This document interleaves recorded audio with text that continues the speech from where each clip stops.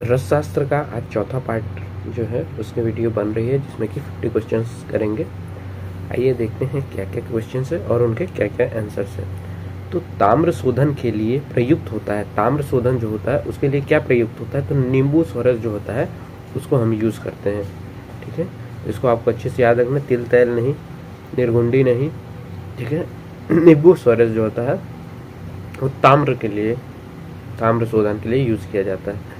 ताम्र भस्म में अमृतीकरण में प्रयुक्त होता है। जब हम अमृतीकरण करते हैं तो उसमें क्या प्रयुक्त होता है, तो जो है जिमी कांदा हम नहीं प्रयुक्त करते हैं। ठीक है, हम सूरण कांदा जो होता है उसको मेनली प्रयुक्त करते हैं। ठीक है, तो इसको भी आपको याद रखना है। ताम्र भस्म का योग है, ताम्र भस्म जो है उसमें योग बताए गए हैं, तो वो क्या क्या योग है, तो प्लीहा, शूरगुल रस नहीं, मृत्युंजय रस नहीं, सिद्धार्थ अमृत नहीं, हृदय आर्णव रस। तो हृदय आर्णव रस जो बताया गया है वो ताम्र भस्म का योग बताया गया है। इसके बाद है लोह के भेद, लोह जो है उसके भेद बताए गए हैं। तो लोह के कितने भेद होते हैं, तो लोह के जो भेद होते हैं वो 3 भेद होते हैं। ठीक है, कांत लौह के भेद, अब जो लौह के अंदर भी कांत लौह आता है उसके कितने भेद होते हैं, तो वो होते हैं 5 भेद। आंध्र शोषांतक रस का घटक है, जो आंध्र शोषांतक रस है उसका घटक क्या बताया गया है, तो यहाँ पे नाग को आंध्र शोषांतक रस का घटक बताया गया है। किस पात्र में निम्ब कल्क का लेप करने से वह अपनी तीक्ष्णता छोड़ देता है। तो देखिए, निम्ब कल्क का अगर हम किस पात्र में करेंगे, तो जो लौह होता है, लौह में भी जो कांत लौह होता है उस पे अगर हम निम्ब कल्क का लेप करते हैं तो वो अपनी तीक्ष्णता या तिक्तता को छोड़ देता है। प्रमेह रोगों में नाग भस्म का अनुपान क्या बताया गया है, जो प्रमेह रोग होते हैं उसमें नाग भस्म का अनुपान जो है वह गुड़ूची सोरस। किस भस्म के अशुद्ध रूप में सेवन करने से महारोग हो जाते हैं, तो ऐसा कौन सा भस्म है जिसको महारोग हो जाते हैं अगर हम सेवन करते हैं, तो वो है लौह भस्म। ठीक है, नाग शोधन में प्रयुक्त द्रव्य कौन कौन से हैं, जब नाग शोधन करते हैं तो उसमें कौन कौन से प्रयुक्त द्रव्य होते हैं, तो निर्गुंडी सोरस भी होता है, रेणुका चूर्ण भी होता है और हरिद्रा चूर्ण भी होता है। तो नाग शोधन के लिए तीनों ही हमें चाहिए होते हैं। कुमार भेद है, कुमार जो भेद बोला गया है वो किसका भेद बोला गया है, तो वो नाग का भेद बोला गया है। टाइप मेटल है, टाइप मेटल किसको बोला गया है, तो टाइप मेटल बोला गया है 3 को, जिसमें कि पीबी, एसएन और एसबी आते हैं। ठीक है, अशुद्ध नाग सेवन जन्य रोग कौन कौन से बताए गए हैं, तो अशुद्ध नाग सेवन जन्य रोग जो है, अगर हम अशुद्ध नाग का सेवन करते हैं तो हमें प्रमेह की उत्पत्ति होती है और भ्रम की नहीं होती है, मूर्छा भी नहीं है। लौह का मारण द्रव्य क्या है, जब लौह का मारण हम करते हैं तो उसका क्या द्रव्य मिलता है, तो त्रिफला का भी हम यूज करते हैं, पुनर्नवा का भी यूज करते हैं और नील उत्पल का भी यूज करते हैं, तो सभी का यूज किया जाता है। लौह पाक के प्रकार हैं, जो लौह पाक होता है उसके कितने प्रकार होते हैं, तो 3 प्रकार होते हैं। इसको आपको अच्छे से याद रखना, ये आ चुका है क्वेश्चन। पूती लौह है, पूती लौह किसे माना गया है, तो पूती लौह जो है वो नाग को माना गया है। ठीक है, उत्तम लौह भस्म का वर्ण होता है, जब भस्म का उत्तम जो लौह है उस लौह भस्म का उत्तम कौन सा वर्ण मिलता है हमें, तो वो मिलता है बैगनी वर्ण का। लौह भस्म सेवन काल में अपथ्य है, जो लौह भस्म सेवन काल है उसमें क्या अपथ्य कहा गया है, तो कुष्मांड को भी अपथ्य माना गया, माश को भी अपथ्य और तिल तेल को भी अपथ्य माना गया, मतलब सभी को। गैलेना मतलब पीबीएस का रासायनिक सूत्र, तो ये पीबीएस जो होता है उसका जो मतलब होता है गैलेना। रिपु पर्याय है, तो ये रिपु पर्याय किसका बताया गया है, तो रिपु पर्याय कहा गया है वंग का। कृष्णायशी पर्याय किसका बताया गया है, तो ये पर्याय बताया गया है नाग का। कैसेटेराइट का रासायनिक सूत्र क्या बताया गया है, तो कैसेटेराइट का रासायनिक सूत्र बताया गया है Sp2 और SnO2 ये बताया गया है। ठीक है, कैसेटराइट का SnO2 होता है वो कैसेटराइट होता है। इसके बाद है ब्रिटेनिया मेटल किसे कहा गया है। ठीक है, तो ये मेटल जो कहा गया है वो कहा गया है Sn, Zn और Sb को। इसको आपको अच्छे से याद रखना है।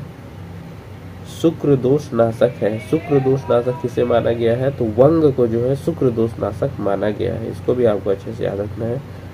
किसका शोधन पिठार यंत्र से चूर्णोदक में 7 बार बुझाने से होता है।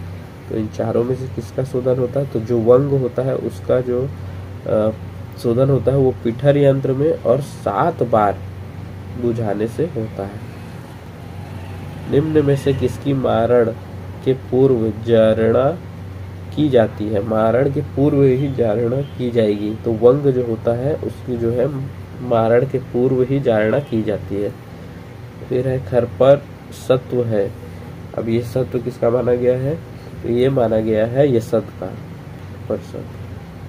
यसद का सर्वप्रथम वर्णन किया है। किसने किया है यसद का सर्वप्रथम वर्णन, तो वो है आढ्यमल ने। जिंक ब्लेंड का सूत्र क्या होता है। जिंक ब्लेंड जो होता है उसका सूत्र क्या बोलते हैं, तो ZnS कहते हैं उसे। निम्न में से किसको तप्त कर 21 बार गौ दुग्ध से बुझाने से वह शुद्ध हो जाता है। 21 बार गौ दुग्ध से बुझाने से वह शुद्ध हो जाता है, वो है यसद। यसद भस्म का रंग कैसा होता है, तो यसद भस्म का रंग होता है पांडु वर्ण का। अर्कुट पर्याय है। अर्कुट जो है वो किसका पर्याय माना गया है, तो वो माना गया है पीतल का।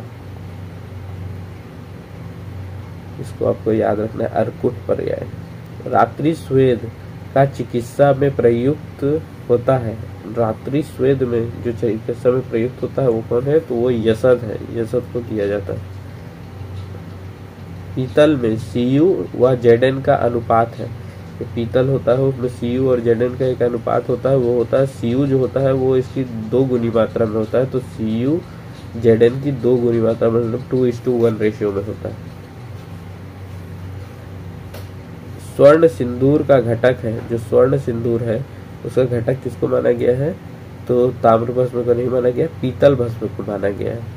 ठीक है, तो इसको भी आपको अच्छे से याद रखना है कि स्वर्ण सिंदूर में पीतल भस्म को माना गया है।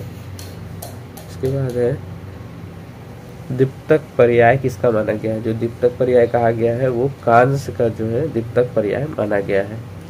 कांस्य में ताम्र व वंग का अनुपात कितना होता है, तो कांस्य जो होता है उसमें ताम्र और वंग का अनुपात, तो ताम्र जो होता है वो 4 गुना ज्यादा, या तो इसको हम 8:2 से वो करते हैं, लेकिन अगर आप देखें तो ये 4 टाइम्स ज्यादा होता है।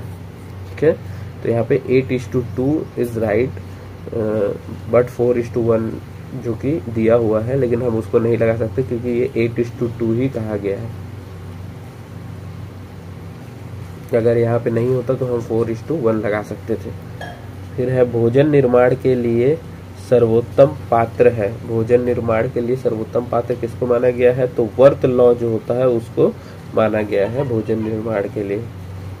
फिर है गुरु ग्रह का रत्न है। गुरु ग्रह का रत्न किसको माना गया है, तो ये पुखराज को जो है गुरु ग्रह का रत्न माना गया है। जल गर्भता है। जो जल गर्भता किसे कहा गया है, तो जल गर्भता कहा गया है अपक व भस्म लक्षण को नहीं, धातु दोष को नहीं, अग्राह अभ्रक लक्षण को नहीं, रत्न दोष जो होते हैं उसको कहा गया है जल गर्भता। इसके बाद है रत्न दोष है। रत्न दोष जो होते हैं वो बताए गए हैं। तो रत्न दोष कितने होते हैं, तो रत्न दोष होते हैं 5। उसके बाद है रस तरांगिणी के लेखक है। रस तरांगिणी के लेखक ये पहले भी क्वेश्चन आ चुका है। ठीक है, राज तरांगिणी के लेखक हैं कल्हड़। रस नहीं, राज तरांगिणी। मुक्ता का शोधन द्रव्य है। मुक्ता जो होता है उसका शोधन द्रव्य क्या बताया गया है, जयंती भस्म को मुक्ता का शोधन द्रव्य कहा गया है। मंगल ग्रह का रत्न है। मंगल ग्रह जो है उसका रत्न किसको बताया गया है, मूंग को जो है मंगल ग्रह का रत्न बताया गया है। वर्त लौ कितनी धातुओं से मिलकर बनता है। जो वर्त लौ होता है वो कितनी धातुओं से मिलकर बनता है, तो वो 5 धातुओं से मिलकर बनता है। राहु ग्रह का रत्न किसे कहा गया है, तो जो राहु ग्रह है उसमें रत्न बोला है गोमेद को जो है राहु ग्रह का रत्न माना है, तो इसको भी आपको अच्छे से याद रखना है। नीलम किस ग्रह का रत्न है? जो नीलम है उसको किस ग्रह का बताया गया है? तो यहाँ पे नीलम को जो धारण करवाते हैं तो शनि से रिलेशन करते हैं उसका, ठीक है, इसको भी आपको याद रखना है। इसके बाद है मुक्ता भस्म के निर्माण में प्रयुक्त होता है। जो मुक्ता भस्म है उसके निर्माण में क्या प्रयुक्त होता है? तो हम यहाँ पे गुलाब रस का प्रयुक्त करते हैं, तो इसको भी आपको अच्छे से याद रखना कि गुलाब रस कहाँ पे प्रयुक्त होता है। गुलाब जल। फिर है कुरुविंद पर्याय है। कुरुविंद पर्याय किसका माना गया है? तो माणिक्य जो होता है उसका जो पर्याय माना गया है कुरुविंद को कहा गया है। हीरे के बाद दूसरा सबसे कठिन द्रव्य किसे माना गया है?